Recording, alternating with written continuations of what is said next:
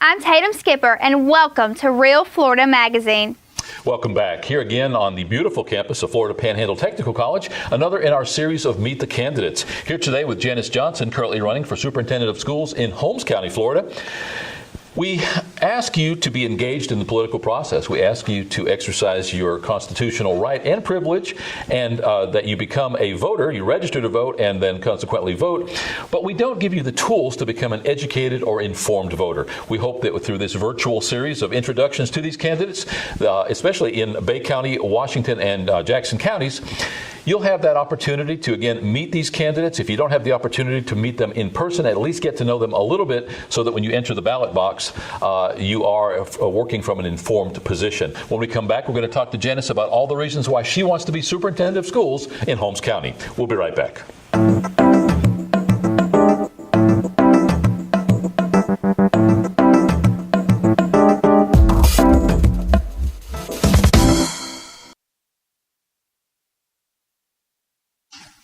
Welcome back. As mentioned, our guest today is Janis Johnson, currently running for Superintendent of Schools in Holmes County, Florida.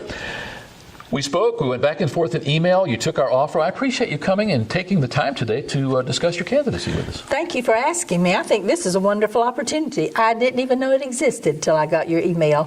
So it educated me about what's available. Thank you. Well, you're very welcome. We think it's a service to our viewers and our listeners of the radio station. It also provides content for us, for our television show and the radio. So it's a win-win on both sides of the coin. The bigger win here, though, Janis, I think, is that our viewers and our listeners get to meet, at least virtually, the candidates. So often we enter that ballot box and don't have a clue for whom we're voting. All we know is they're somebody's cousin, that they're the prettiest candidate, that they're of the right political party, whatever their reasoning. Let's start at the beginning. Tell us a little bit about who Janis Johnson is, maybe a little bit about your history, your education, and maybe ending up with why you're running for that office. Okay. I am Janis Lee Johnson. My mother and daddy were born and raised, my mother in Washington County, my father in Holmes County. And I saw early on from them, my dad was James Quincy Lee, my mother was Gertrude M. Lee. He worked with law enforcement most of his career. She was a public health nurse and the head of the Holmes County Health Department for her latter years before she retired. And from them, I saw a history of public servanthood, and I also saw the sacrifices and the dedication and the emphasis they had on their children, me being the oldest and my two brothers, in getting an education. It was just no question it would happen. And I kidded that my favorite toy as a child was a chalkboard, a little easel chalkboard, and my two brothers, that if you could see them today, you would wonder how I did this, but I coerced them often to being my students. And so education somehow has been a passion for me from a child. I attended schools in Bonifay. I went to Bonifay Elementary School and then Holmes County High School, graduated with honors, and then went on to Chipola College. Thank goodness for Chipola College. Let me put a plug in for our institution of higher learning there. And attended then University of West Florida, Florida State University. In the times of my post-secondary education, I married my current husband, Wayne Johnson, and we have two sons, twin sons, Brad and Chris, and 3 beautiful granddaughters. So I've been blessed with a strong family that supports me in many ways, and my husband has always been a strong supporter in my continuing on in my career. So my first job was a teacher at Poplar Springs School in first grade, and then I taught first grade at Bonifay Elementary and third grade. From there, I moved into the administration as assistant principal at Bonifay Elementary under Kenneth Yates, who was my mentor and leader for the years I taught there, plus for the years that I was his assistant principal. The most valuable learning and training I could get. And then I began, when he went to the county office, I took over as principal at Bonifay Elementary for 6 years. Then I went to Bonifay Middle School for 8 years as principal, and then Holmes County High School for 3 years. And that's where I graduated from when I graduated from high school, so I retired from the principal at Holmes County High School and was retired officially for 8 years, but I was not one to just sit around and enjoy going to parties and traveling. I continued to be involved. I worked with Chipola College as an adjunct instructor for 6 years, supervising interns in Holmes, Washington, Jackson County in the elementary education program. And then last year, I worked full-time for Chipola on a Florida Standards training grant in which I provided training and in-service to teachers, college interns, college faculty, and administrators within, well, I provided it in 7 districts, but I oversaw the training for 14 districts in the Panhandle, which was a wonderful experience to reconnect with a lot of people I had known during my other years working, plus a lot of new people. So I've had a lot of experience and a lot of education, and so I think I'm ready for the next step, which is to be superintendent. Wow, yeah, certainly a storied career in the education field. I don't usually ask this question, but it kind of is spurred by some of your conversation. Do you feel that it's necessary to have been an educator to be either a school board member or a superintendent of schools? I think it brings experience that you can't gain any other way except having been there. I think if you don't go and start from some level and have some extensive experience, then when you get to the level to make determine the vision, the climate, and the emphasis of the district, having those prior experiences just enhances your ability to do that in a meaningful way. I can't imagine for myself personally stepping into the role of superintendent of schools without having served as an administrator at schools. I know what it's like every day as a principal. I know what it's like every day as a teacher because I've been there. And surely I understand the challenges are greater today because there are different obstacles out there in some ways, but there are also greater opportunities. Technology, the use of technology has certainly impacted education, but in many good ways, but there's some other ways that you have to learn how to deal with that.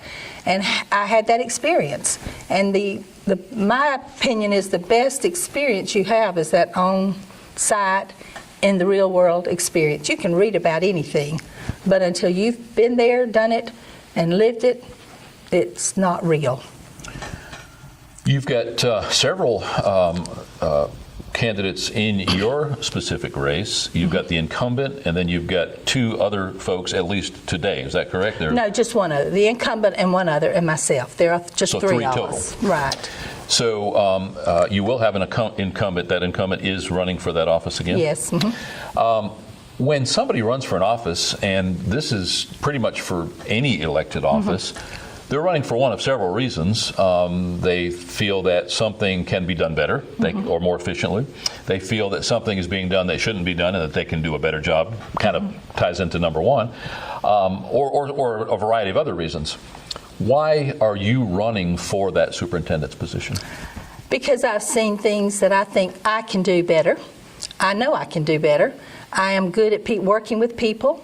I had to meet a lot of conflicts when I worked. I didn't have every day come in and it just be a wonderful day because I learned early on if I said, oh, it's quiet today, things were going to heat up. So I know how to work with people, and I believe that most of the times you take care of the little things, keep them down on the low level of taking care of them, then they don't rise up into the big things that create a lot of major issues.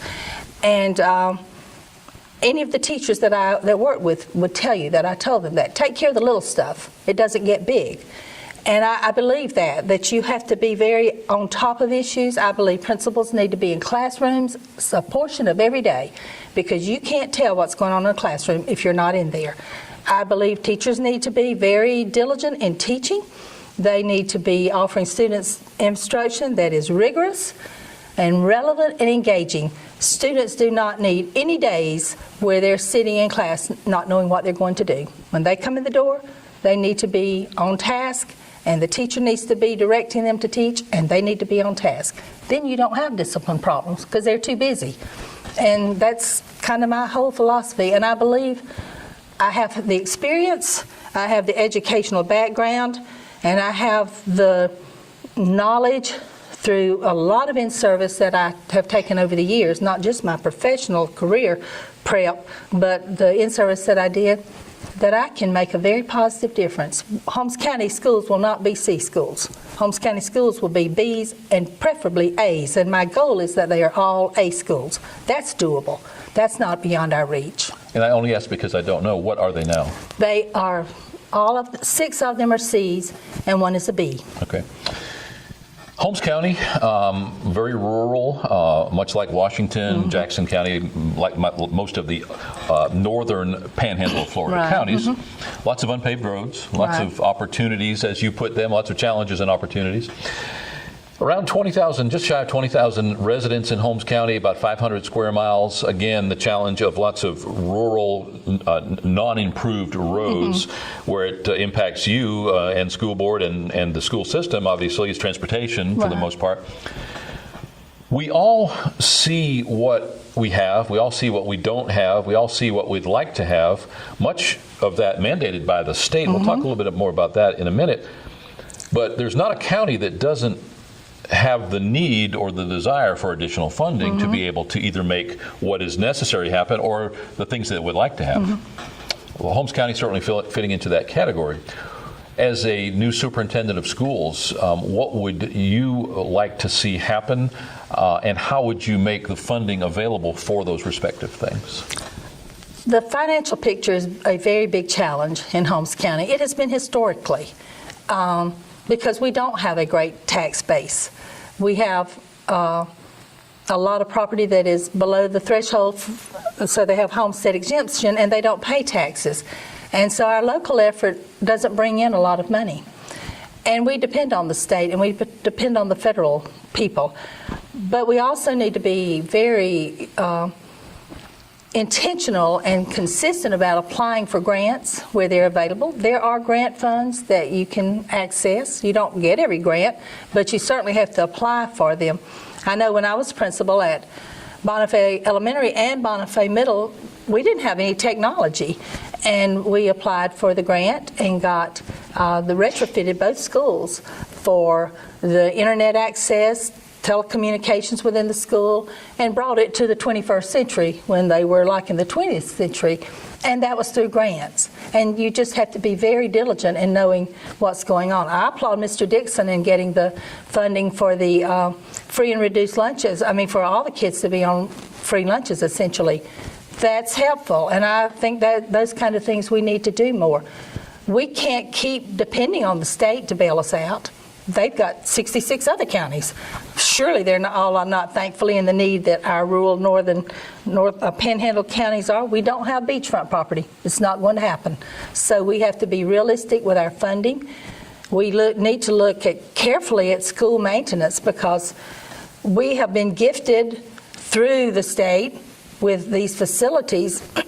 But it's our responsibility. There is no money coming from the state every year, not much, to pay for the continued improvements. And when you don't maintain a building, then it's not going to stay up. That goes for your home, business, and government facilities. And the money is tight.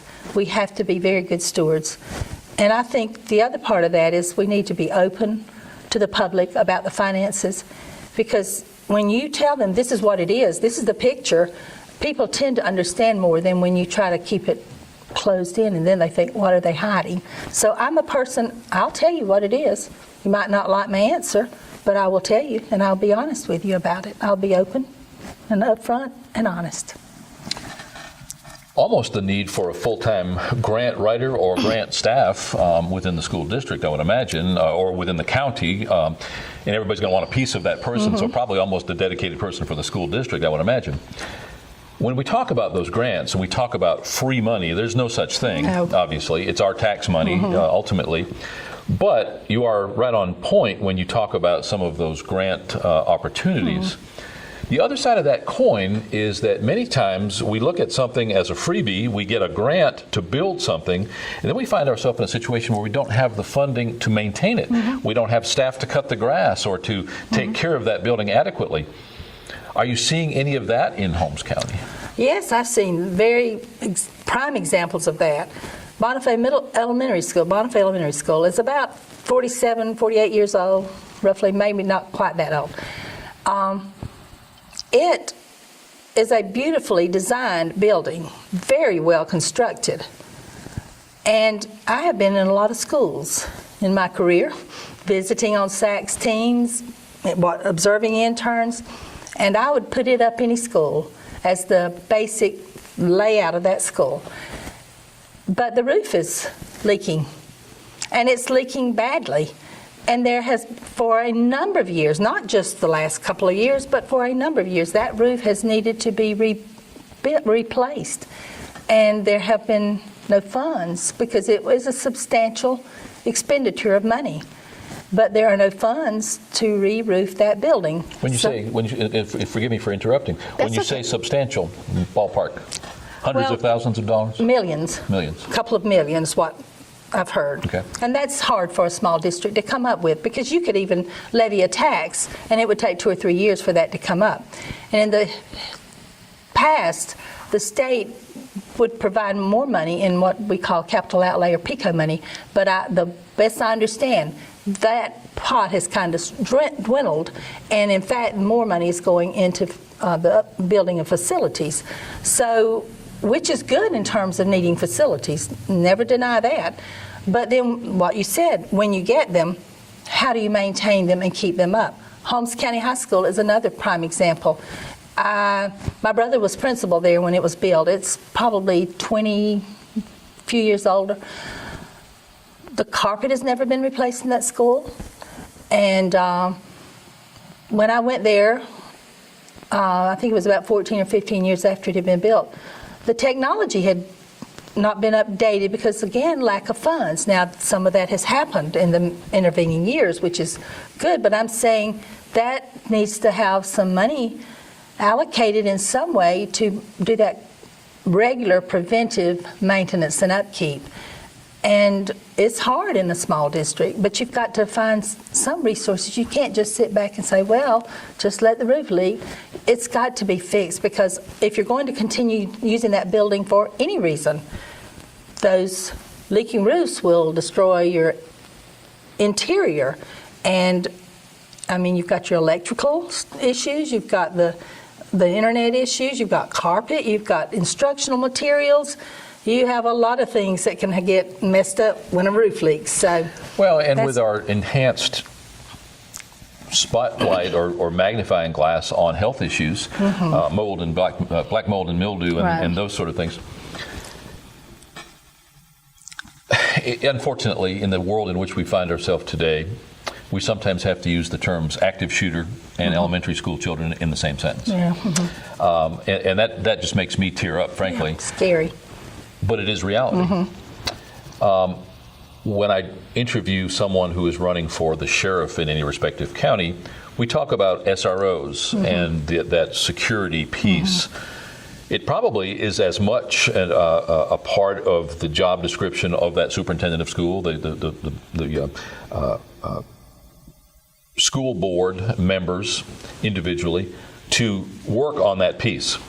Do you have an SRO in every school in Holmes County right now? No, we just had one for many years, and Mr. Dixon and the school board and the sheriff's office have just worked out an agreement to add 2 more. But and how many schools are there? There are 7. So the 3 Bonifay schools will share an SOR because they do have the availability of the police department close by. The Bethlehem School and the Poplar Springs School will share an SRO, and then the Ponce de Leon schools will share an SOR, which is SRO. But that's an improvement because when I was principal at Holmes County High, I recognized, very much, we don't have a lot of what you call major criminal activity. Thank goodness that we don't have that in our schools.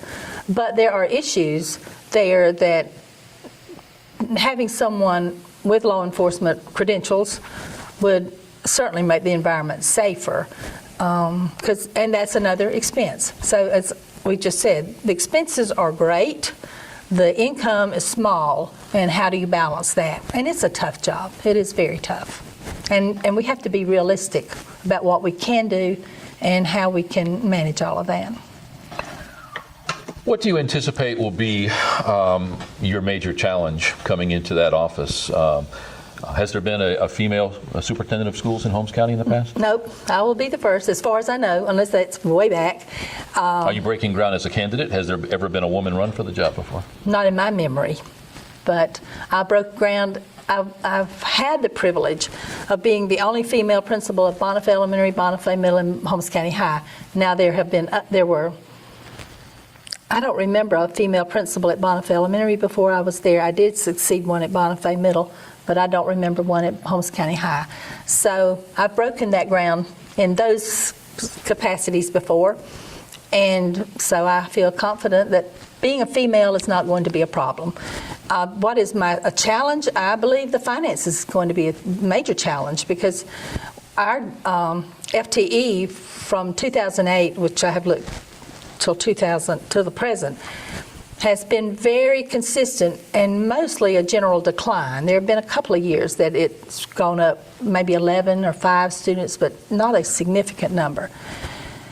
And in those intervening years, the expenses have continued to rise.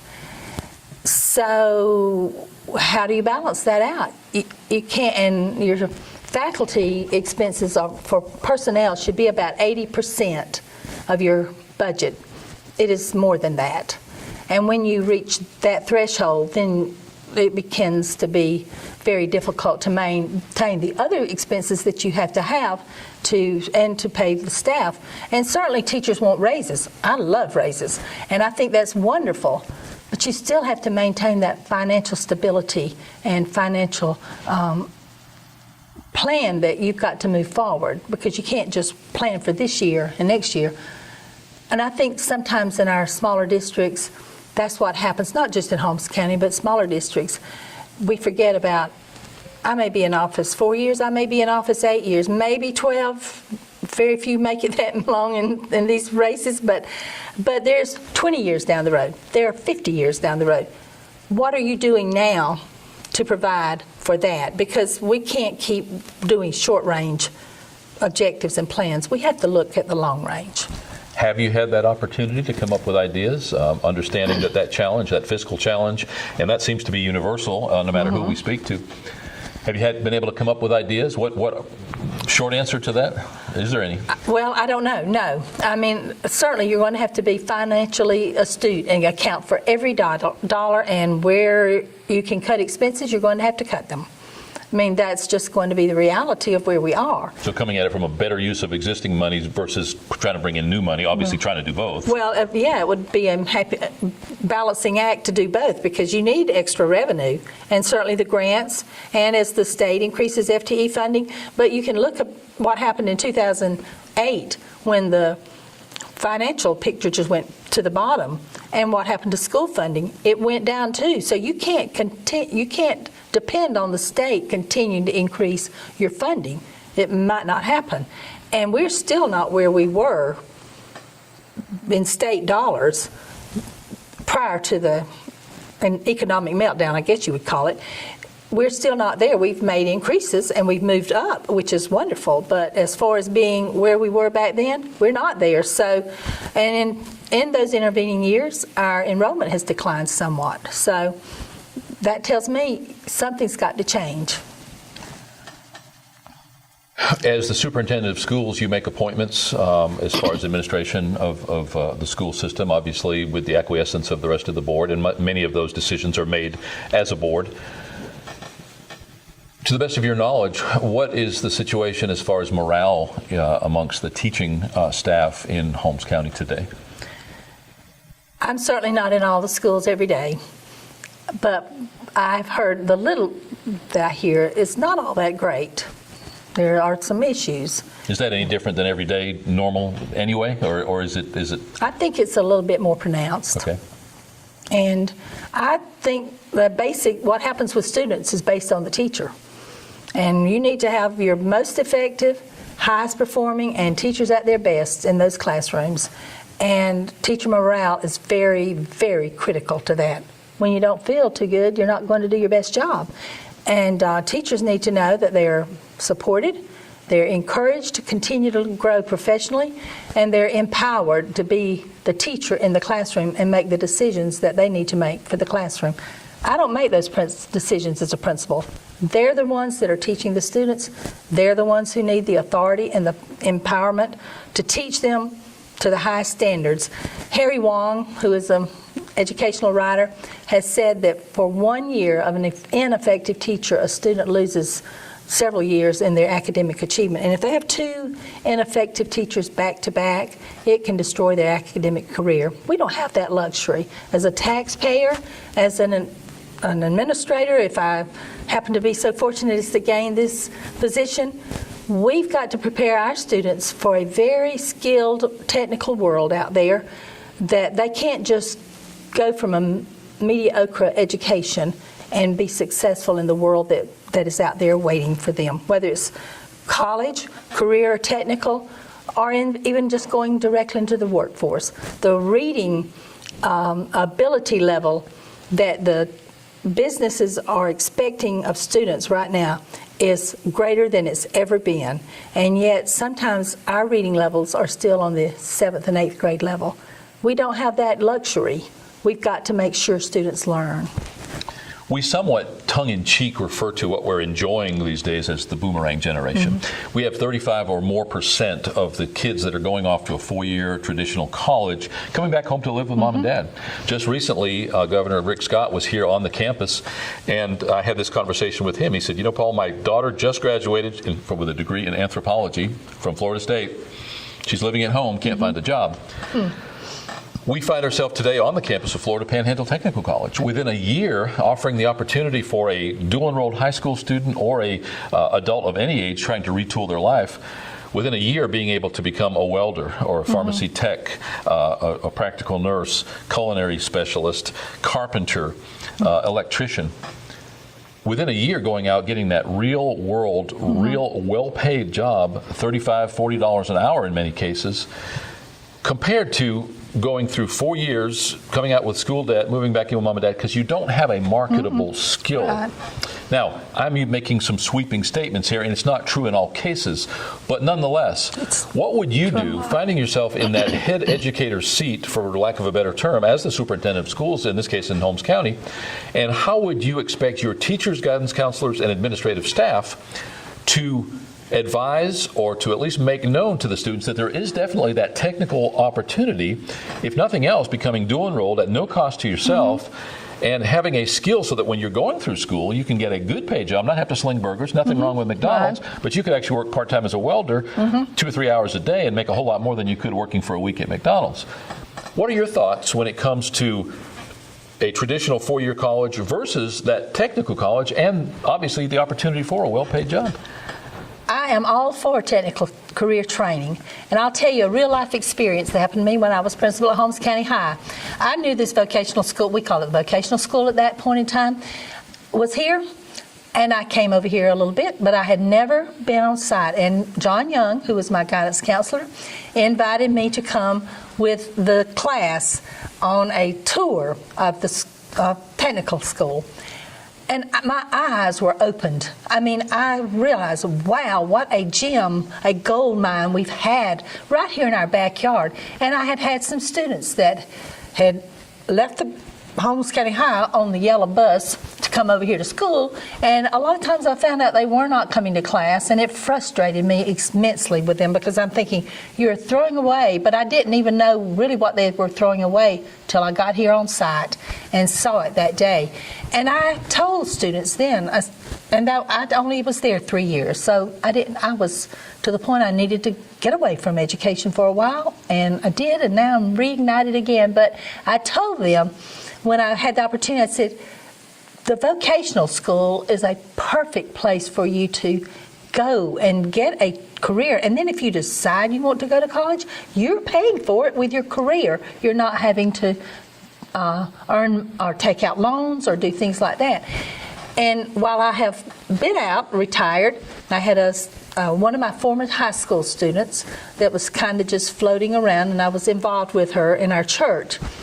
And I told her one day, I said, you and I are going to meet tomorrow. I'm taking you to the technical school, and you're going to get in there. You're a single parent, and there are resources to help you. She came, and I don't think it even took her a year, and she got the, not the paramedic, but the CNA, maybe, I think it was what she got. And now she's an independent mother. And so I believe strongly in career and technical education. Every kid does not need to go to college. Those that have their career path laid out and there is a degree program for them, I highly recommend it. And as I just said, being on staff at Chipola and being in there with their college program, that is an excellent program. You don't have to go to Tallahassee or Gainesville or Pensacola. If you have the resources and you choose to do it, that is wonderful. But if you don't have the resources, you can get a wonderful 4-year program over there, but you can get a wonderful technical career that, in many instances, the people that graduate from those careers made more money than I made when I retired as principal at Holmes County High School. So I am a firm proponent. And to what would I do differently? I would go back in there and I would tell those guidance counselors and principals of the secondary schools, you need to do some real intensive motivation. There needs to be a lot of marketing and a lot of communication and opportunities for students to see, because we're doing really good with our top students, those students that are probably college bound. But where we're missing the gap are those students that are not sure what they're wanting to do, and they don't feel like they want to continue on in an academic world.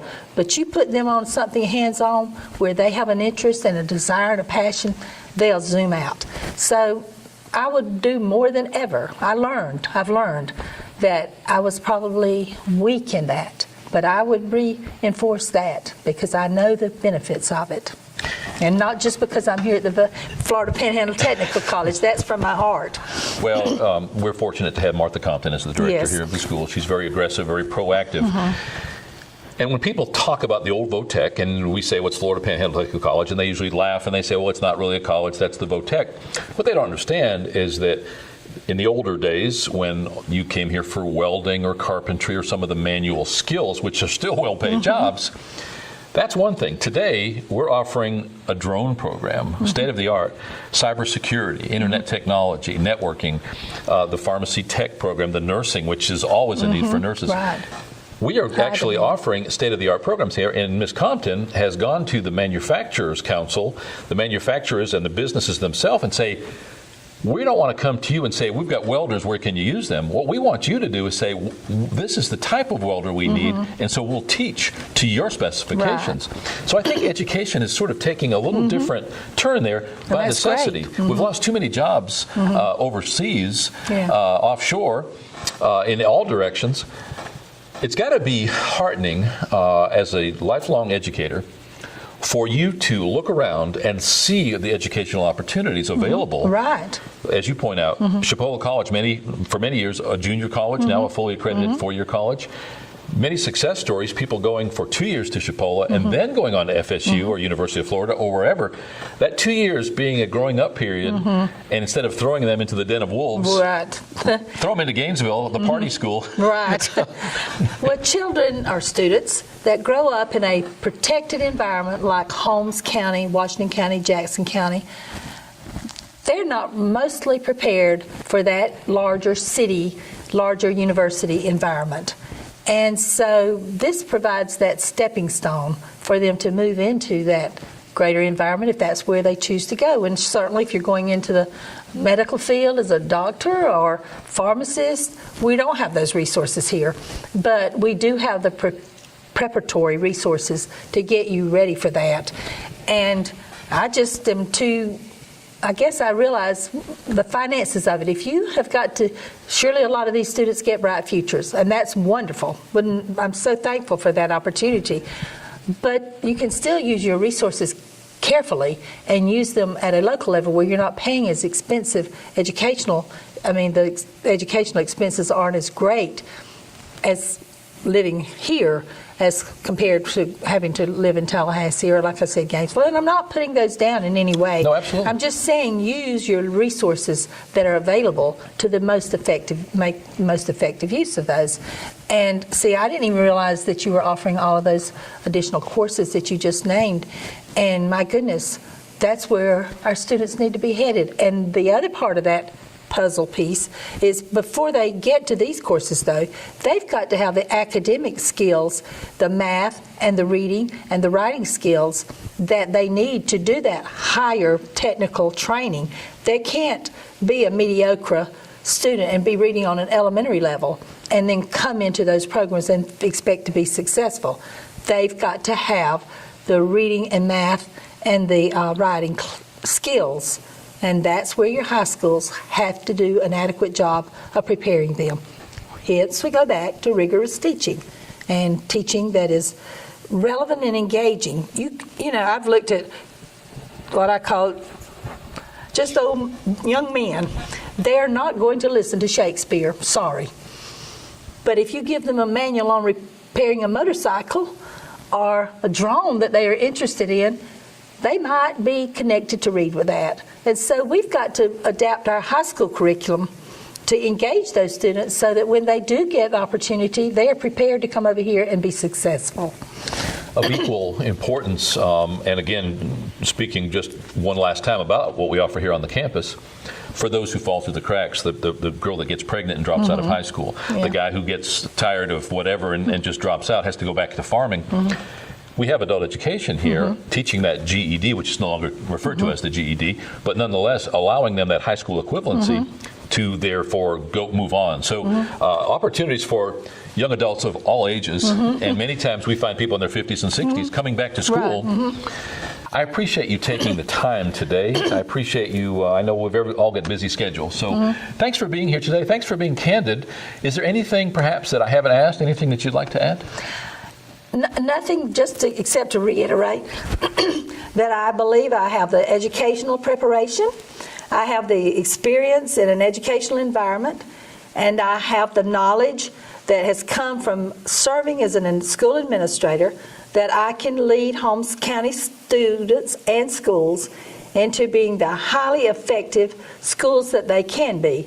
My goal as superintendent is that every school in Holmes County will be an A school, and that the teachers and administrators, parents, support staff, everybody involved in the school system will be working toward that same vision and that same mindset, because with today's world that our students go into, they have to be fully prepared to leave the educational environment of the K through 12 system and move into some kind of technical environment that has high demands for them as they go on into college, career and technical program, or just jobs. Thank you for this opportunity. I appreciate it immensely. It's been a wonderful opportunity. Thank you. Thanks for the time, and best of luck going forward. Thank you so much. We're going to allow all of the candidates sometime prior to the primary. I realize that if no one else enters your respective race, that you're going to go all the way to the general because you're the only Democrat in the race. But we are going to offer all candidates an opportunity to come in again prior to the primary. Okay. So we'll be contacting you about that. I would again, love to thanks come for being back. here today. Well, thank you much. Appreciate it. Our guest today has been Janis Johnson, currently running for Superintendent of Schools in Holmes County, Florida. This has been another in our series of Meet the Candidates. Your opportunity, in this case, to meet Janis and for her to explain in her own words why she needs to be the next Superintendent of Schools in Holmes County. Hopefully, if you're a regular viewer of the show, you're learning something from all of these shows. If you will, please refer to your friends and family members and get them to take a look at this. Again, our whole intent being that you become an educated, informed voter and vote for that right person for the right job at the end of the day. We'll be right back. Thanks for watching Real Florida Magazine. We'll be right back with more.